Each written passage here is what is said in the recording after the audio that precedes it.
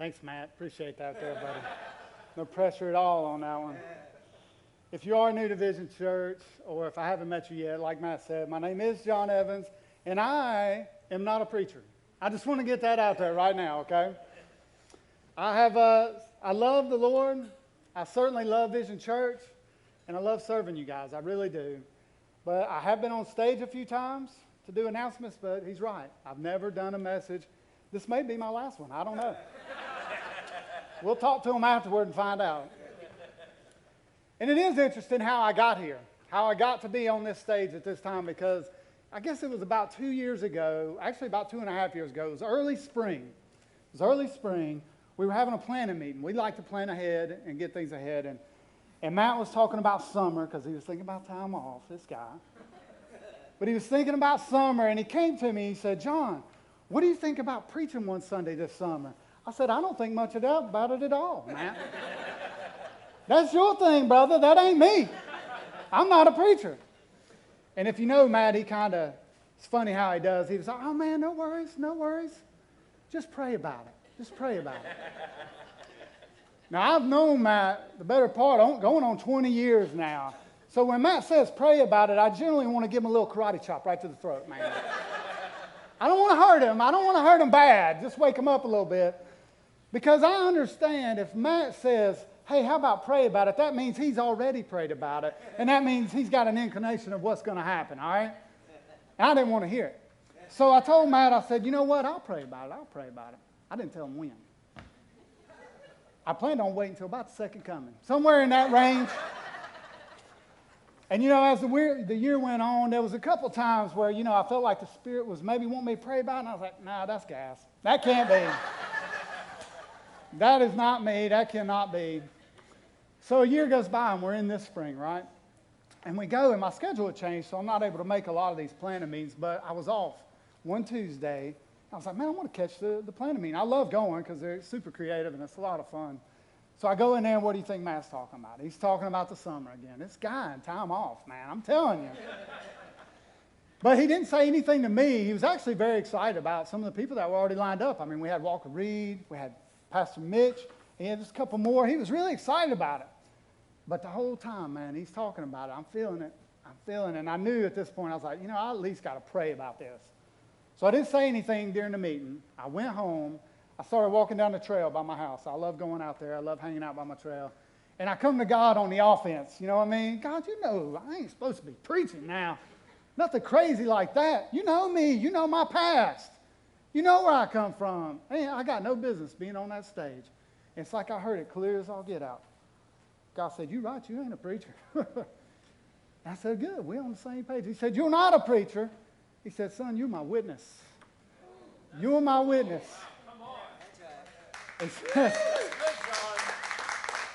And he said, I want to use you because I've taught you a few things over these years. And I want you to tell a couple of people. So here I am. Now, the reason it took me 2 years to get here is, to be quite honest, it's doubt. Self-doubt, honestly. I didn't feel like I deserved, and really I don't. But I shouldn't doubt God if he's got a plan, but I doubt. I doubt myself all the time. So it shouldn't be a surprise to you, the story maker that I'm picking today, because he's really spoken into my life over these past couple months as I've been preparing. And it's a guy that they called Didymus. You're like, who in the world is that? His name was actually Thomas. And a lot of people affectionately know him as Doubting Thomas. Doubting Thomas. I think he gets a bad rap, but we'll get into that. So Doubting Thomas, he's not talked about a lot. He's mentioned in the Gospels as one of the 12 apostles, which is a big deal, okay? I mean, Jesus handpicked you. That's kind of a big thing. It should give him some street cred. But he's like number 8 on the list, right? He's above Judas, so that's good. But he falls in like number 8, and you don't hear about him a lot, but he speaks about 3 different times. It's all in the Gospel of John. And I got to tell you, it's like one-liners, but there's a lot you can learn about the life of Thomas by his personality, about his traits. So I want to dig into it a little bit. Now, the first time he talks is in John 11. John 11 is he's going to be speaking. Now, I'm going to tell you, I set this up a little bit. If you're reading the Bible and maybe you struggle with reading the Bible, I'm going to tell you, do like I do. First of all, I want to think about who is speaking, and then I want to know who's being spoken to. And I want to put myself kind of in their place. And all through this, we're going to be talking about the apostles a lot. Understand, these apostles are regular men. There is nothing special about any of these guys. They're fishermen. They run in the family business. There's nothing special about these guys other than the fact that they walked with Jesus. That's what made them special. So in this particular part, Jesus is about mid-ministry, all right? He's doing some amazing things. He's healing people. People are coming in droves. He's speaking with authority. And, man, they're looking at Jesus as this Jesus of Nazareth, man, he is something special. And groups are gathering around him. So the apostles are hanging out with him, and their friend Lazarus, I'm sure some of you have heard of Lazarus before, he gets sick. Now, Martha and Mary are Lazarus' brother, or they're his sister, rather. And they send word to Jesus. Hey, Jesus, your brother Lazarus, he's sick. He is sick. Understand, in that day, fever is 50-50. You might not make it. So they're sending word to Jesus, hey, he's sick. And Jesus just simply says, this sickness will not end in death, but for the glory of God, so that the Son of God may be glorified by it. And then that's it. That's all he says. He goes on for a couple more days doing ministry, right? Doing ministry, and then all of a sudden, Jesus pops up and says, hey, let's go out to Judea. And now understand, they were just there. And Jesus, they tried to stone him. I'm sure they wasn't happy with the disciples there. And the disciples are like, what? No, we're good. Why do we want to go there? They just tried to kill you back then. And Jesus just said, no, you know what? Our friend Lazarus has fallen asleep, but I'm going to go that I may awaken him out of sleep. And, I love Jesus when he does this because he oftentimes spoke in parables, and he didn't come straight out and say things. And I won't pretend to know the heart of Jesus, but I can tell you, I think a lot of times he did that so we'll learn, we'll listen. When you got to think about something and think it out, you tend to get it. It tends to stick. So he's saying he's going to fall asleep, and the disciples are like, look, he's just asleep, man. He's all right. He's taking a power nap. He'll be all right. We don't need to go down there for him to sleep. He'll wake up. And then Jesus, we'll pick it up here in 14. Jesus then said to them plainly, Lazarus is dead, and I'm glad for your sakes that I was not there, so that you may believe. But let us go to him. Therefore Thomas, who is called Didymus, said to his fellow disciples, let us go so we may die with him. Wait a minute, did you catch that? Because if you read through that really quick, like we tend to do, you'll miss it. And you're just trying to get to the part where he gets to Lazarus. Listen what Thomas said there. Let us also go, that we may die with him. Listen, that's a brother right there. That's a brother. That's showing a little bit of character of Thomas. He's going to stick with us. That's the kind of brother I want on my team. Listen, I don't know what you're going through. I don't. But I'm sure you've seen it. People dealing with maybe divorce. You're going through this ugly divorce. Don't you want a brother to stand beside you and say, brother, I'm right here. Come on over. You can stay with me tonight. I'm here. Don't you want that kind of brother? Maybe you're dealing with an addiction. I don't know. Maybe it's shameful. You don't want to tell anybody. You've been hiding it for years, but you got to do something about it. Don't you want a brother that says, I don't care what they say about you. I'm your brother, and I'm here with you through this. We're going to walk this through together. Amen. What about when you hear that word? I got cancer. My wife's got cancer. Don't you want a brother to be right beside you and say, you know what, I'll cry with you, brother. Amen. If you just want me to sit here and be quiet, that's what I'll do. I'm here with you. That's the kind of brother you want. I hope you got that in your life. I've been very blessed. I've been very blessed with my wife. She's always been there for me. My brother, my literal brother and sister. They've seen the ugly John Evans, I tell you, and they're still with me. But I've also had some brothers that I walk with in Christ that have been there with me. I got a brother right now probably watching on Facebook Live. He's seen me in one of my darkest moments, and he literally picked me up. He didn't judge me. He just walked through with me. Not too long ago, I had some issues going on with my son. He was dealing with some things. And one night it came to a head. And I didn't know what to do. I needed some advice. I needed some prayer. I called up, I told you, my friend Matt. I called him up. Now, I didn't expect for him to answer because it was kind of late, and I know it's past his bedtime. I can tell you that. I certainly didn't expect him to answer. I just want to leave a message. Call me in the morning, man. I need some advice. Not only did he answer the phone, 30 minutes later, he's standing at my door. He stayed there with me for hours until we came to some closure about that night. The next morning, at 6:30 in the morning, he's standing right beside me, helping me deal with some very difficult decisions that I had to make. That's a friend. Now, understand this, church. You ain't going to call Matt. Matt's going to be at your house tonight, 9:30, all right? It's not going to happen. We have developed a friendship over 20 years. That's what the church is about, developing that friendship. It doesn't happen overnight. I had a young man talking to me just the other day, and he was saying, you know, I believe in the Lord. I believe in Jesus. I just don't know about this whole church thing. I don't believe you got to go to church to be saved. I said, you're right. You don't. You don't have to go to church to be saved, but that's where relationships are made. So when you're going through that valley, you need a friend like that, and that's what Thomas was. I love that about him. I could stay on that all day, but I'm going to move on. The next time we hear from Thomas is in John 14. This is, I'm telling you, this is one of my favorite parts in the Bible. I love reading this.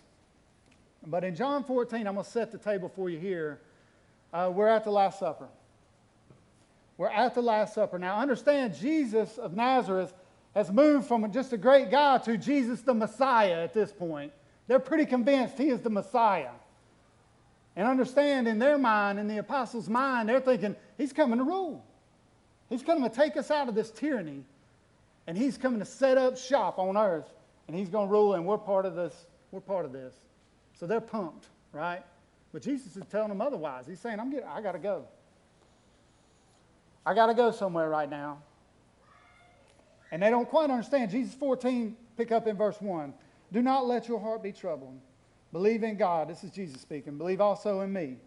In my Father's house are many dwelling places. If it were not so, I would not have told you. For I go to prepare a place for you. If I go and prepare a place for you, I will come again and receive you to myself. And where I am, there you will be also. And you know the way where I am going. And the disciples are like, what? What's he talking about? I thought he was staying. I could hear side conversations going on right now. If you read through the Gospels a lot, they had a lot of those. Jesus would say something and they didn't understand it, and they'd be, hey man, what's he talking about? What's he talking about? You know why they do that, don't you? They don't want to feel foolish. Have you been there? I'm telling you, I've been on conference calls before with the big boss, and he's talking about something that I think maybe I should know what he's talking about, but I don't. And I'm like, oh man, I'm texting people, IMing people. You don't think I'm going to get on that phone and say, hey boss, what you talking about? I'm texting people. That's what's going on here, I promise you. What is going on? Their pride gets in the way. Well, look what Thomas says. I love it. Thomas said, Lord, we don't know where you're going. How do we know the way? Thomas is bold. He is bold in his statement. He don't care if he looks like a fool. He just wants to be where Jesus is at. God, just tell me the way. I don't know where you're going. How do we know the way? I love that about him. He's being bold. He's not scared. He's saying, I don't have all the answers. You know, if we had all the answers, we would be God. Look at your neighbor and tell him, you're not God. You're not God. Because we don't have all the answers, right? He's not scared. He's not scared of bold. And it sets up what I call, for me, it's one of the most pivotal verses in the Bible. I talk about this a lot in Inside Vision. Jesus just simply says, I am the way, I am the truth, and the life. No one comes to the Father but through me. In that one verse, Jesus puts a line in the sand. There's two things that Jesus is in that moment. He is either the one and only way to heaven, the Son of God, or he's a liar. That's right. You make up your mind. I've made up mine. It's a great verse in the Bible, and we get that because Thomas was so bold to ask the tough question, and he didn't. He swallowed his pride, and he went for it.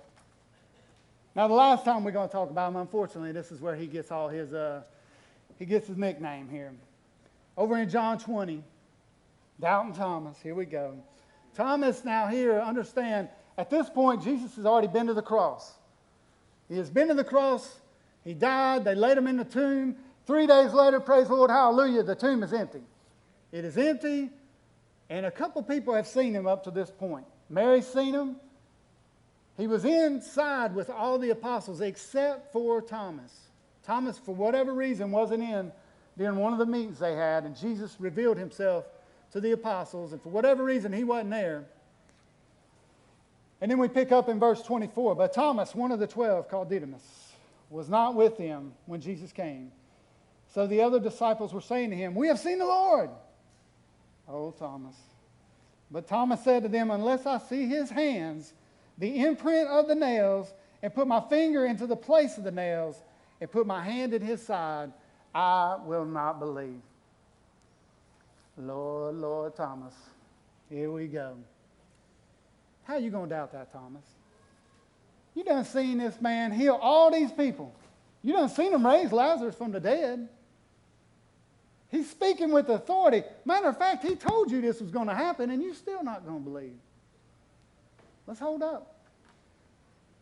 Now, if your friend today, if they drug you into church, kicking and screaming, and you don't know about this whole Christianity thing, you picked a good day because your friend's about to start squirming, all right? Because we're not going to judge Thomas just so quick, are we? Thomas, why are you doubting like that? Have you doubted? Have you doubted? Oh, yeah. Let me tell you, if you know Jesus Christ and he saved you, you've already seen a miracle. That's right. He saved your wretched self. He saved my wretched self. That's a miracle. I've seen Jesus turn my life around. I couldn't do it. That's a miracle. I've seen marriages healed. I've seen financial burdens lifted. I have seen God do amazing things. I've seen it done in the name of Jesus. But yet, what happens next week when I get to work at some time? Where you at, God? Where are you at? I don't understand this. How come you're not talking to me? We doubt. Thomas is no different. Thomas is no different. Sometimes as humans, if we can't see it, if we can't touch it, if we can't explain it, by nature we're going to doubt it. Look how Jesus handles it. I love this. Verse 26. After 8 days, his disciples were again inside, and Thomas with them. Jesus came, and the doors had been shut, and he stood in their midst. "Peace be with you." Then he said to Thomas, "Reach here. Reach with your finger and see my hands. Reach here with your hand and put it into my side, and do not be unbelieving, but believe." You know, at that moment, Jesus could have been like, "Whatever, Thomas. Man, you don't want to believe all this stuff I've done. You out the pack, brother. See you later, bye." He didn't do that. He understood. He had compassion. He said, "Thomas, I get it." Look how Thomas responds. All he could do, Thomas answered and said to him, "My Lord, my God." My Lord, my God. He probably did it face down. Let me tell you something. That Thomas doubted, but Jesus revealed himself in a major way. And I promise you, his unbelief went down and his faith grew at that moment. I promise you that. Thomas's life was changed. Even though he had doubt, Jesus showed up in a big way. It's 3 points that I want to get to. 2 of them are things you don't need to do. 1 of them is something that you do need to do. Number 1 thing I want to tell you first, though, is doubt in and of itself is not a bad thing. I know that sounds odd, but in and of itself, it's not a bad thing. It's how you deal with it. Number 1, when doubt starts to creep in, don't ignore it. Don't you dare ignore it. It cheapens it. You can't ignore that. Deal with it. If you're ignoring it all the time, your faith's going to waver back and forth, back and forth. Don't ignore it. Deal with it. Number 2, when doubt starts to creep in, don't you dare give in to it. Don't give in to it. You know what? If you believe God can't show up in a big way right now, you're right. If you don't believe it, That's right. you got to believe it.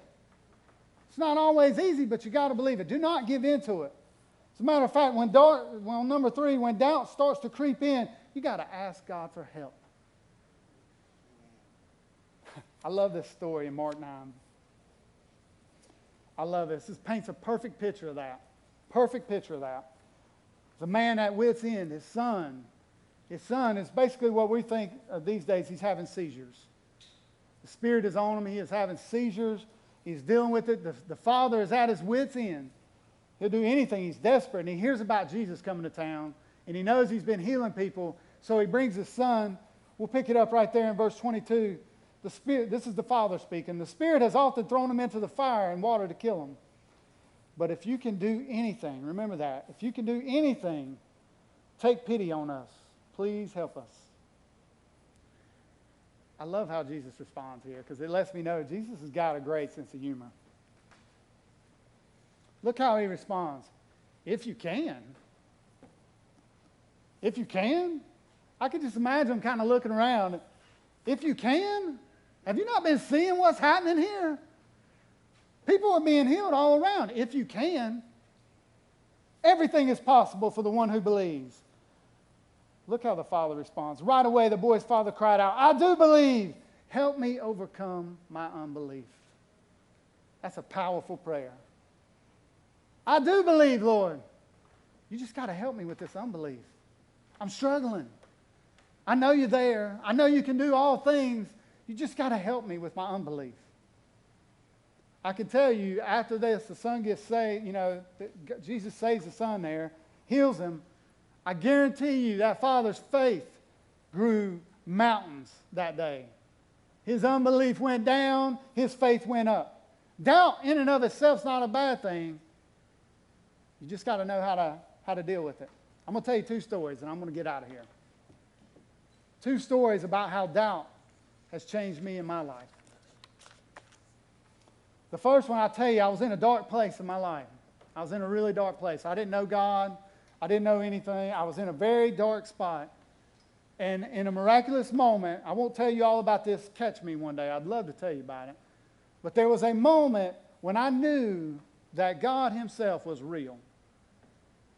He showed himself to me in a way that I knew God himself was real.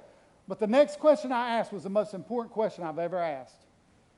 God, I know you're real. Who are you? You see, up to that point, I'd heard about Jesus. But you know what? I'd heard about Buddha, heard about Muhammad. I've heard a lot of things. Who are you, God? Because I'm not going to believe just because somebody tells me to believe. It took me on a 3-month journey. A 3-month journey where I started doing some investigative work. I started reading everything I could. I started listening to podcasts. I actually did start to read the Bible. I'll tell you one thing that was fascinating to me when I started reading about Jesus. He was nothing like what I thought. Nothing like what I thought. I thought Jesus was up there in heaven doing this. Oh, there goes John again. Lord, here's another demerit. Oh, that one's 2. That one's 2. He was just going to give me enough demerits until it was time to reboot. That was kind of the image I had of God. Maybe I need to clean up before I could come to him. And I was fascinated by the fact, here he catches this woman in adultery. I'm not going to condemn you. Go and sin no more. He met them right there where they were at. And that fascinated me. I knew nothing about that. But even though that fascinated me, that didn't cure my doubt. I was like, that's a great story. That's a good feel good, hurrah thing, That didn't convince me. So I started looking into it, and I was like, you know what? Is this guy even real?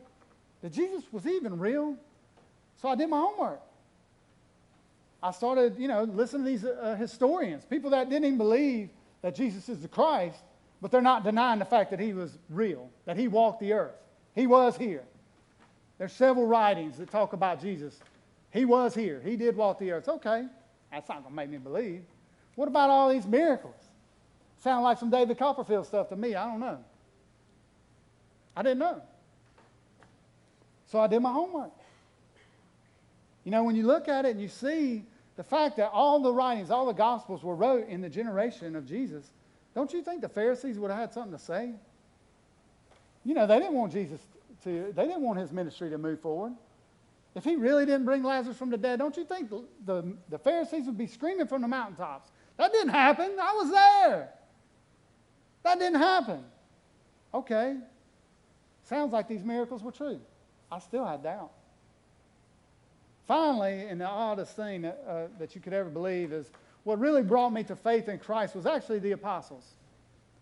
It was actually the apostles because when I started digging into it, I found out that all these apostles had been tortured and eventually martyred for the namesake of Christ.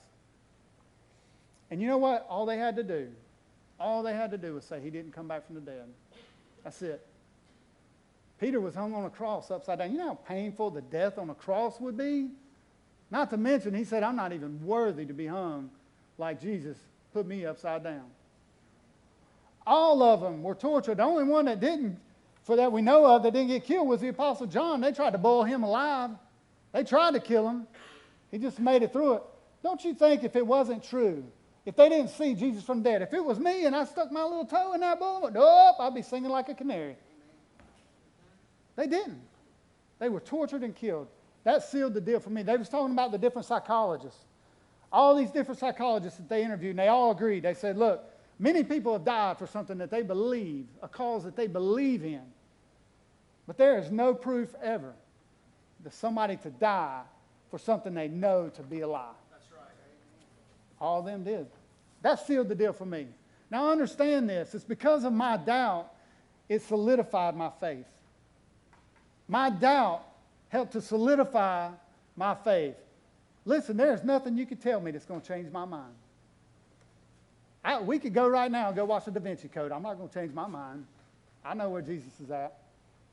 It solidified my faith. That doubt, because I doubted, but I didn't just stop with the doubt, I did the work, it solidified my faith. And now you can never take that away from me. Another story about my wife. Thankfully, she's not in this service, but I did get her permission to talk about it. She's not very happy about this particular conversation, but it was something that where her doubt helped solidify her faith. You know, I don't say it a lot, but for this story, you need to know I'm a tither. Ever since I was saved, I tithe 10%. I actually tithe 10 before taxes. Wow, right? But I do that. And when we got married, my wife's been saved for a long time, but when we got married, she's like, okay, you know. Now understand, my wife is a very independent woman. She doesn't talk a lot, but I'm telling you, she's very independent. When we got married, we moved into her house. Let me just put it to you that way. She's very independent. But she was great with it at first. You know, I told her, hey, this is what I do. I get 10%. She's like, oh, yeah, no problem. So that was fine, right? Well, then we get pregnant with our first. 7 months pregnant. The job she's working at is starting to go downhill. She gets laid off. You could imagine things get a little tight. Things get a little tight in the Evans household. So one day she comes up to me and she says, baby doll, we're not going to be able to give our tithes this week. And I was like, what? So I'm asking her, what do you mean, babe? What do you mean? Well, we can't give our tithes this week because if we do, we're going to be about $200 short, and one of those bills is the power bill. We just can't give our tithes this week.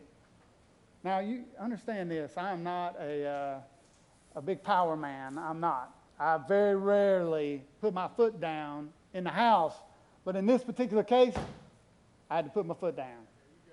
And I said, listen, baby, we're going to give of our tithes and offering. We'll let God figure out about these bills. There you go. And she looked at me. And she said, well, what is God going to do? Is he going to come down here and write a check? Don't you judge her. Don't you judge her. That's what she asked. And me, in my loving way, I said, well, I guess if he needs to, he will. And we didn't talk for a couple of days. But we did give of our tithes and offering. About 3 days went by, and something happened that hasn't happened before that, and certainly hasn't happened since. We get a check in the mail from the insurance company. We had overpaid on insurance. You ever heard anything like that? I've had many things come from the insurance company saying, you didn't pay enough. I had never gotten a check from the insurance company saying you overpaid to the amount of $220.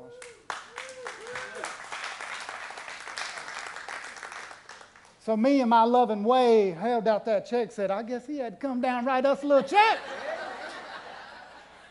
I don't recommend you doing that, fellas, just saying. I was young in my marriage then.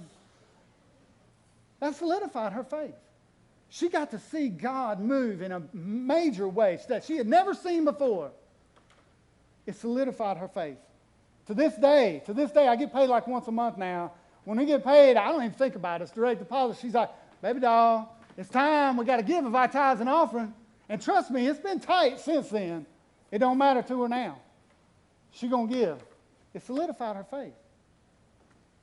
That's what it does. Thomas taught me this, that it's okay to deal with this doubt. I'm going to get our band to come on up, and I want everybody to stand up with me. I want you to stand up.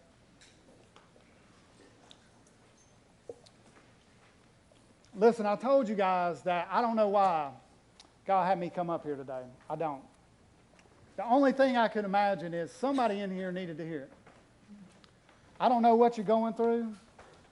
I don't know what you're dealing with. But what I want to tell you is, if you're doubting right now, it's okay. Just don't ignore it. Don't you dare ignore it. Don't give in to it. But ask God for help. Maybe you're in here today and maybe you're questioning, hey, is this Jesus thing, is this real? Maybe you're struggling with it. Listen, I've been there. But what I want to tell you is, you can't ignore that. You got to deal with it. You know, sometimes I love talking to people of all different walks of life. And I'll talk to people that don't believe sometimes, and I just simply ask them a question, why? I mean, just tell me why. I mean, I'm not judging them. I just want to know why. And you know, they never have a real clear answer. It's always something, I just don't believe in that mess. Why wouldn't you do the work? I mean, it's kind of a big deal. It's eternity we're talking about. If you're struggling with that today, don't leave here. Don't leave here and not deal with that. At least start the journey. I tell my boys all the time, if you search for truth, you'll find it.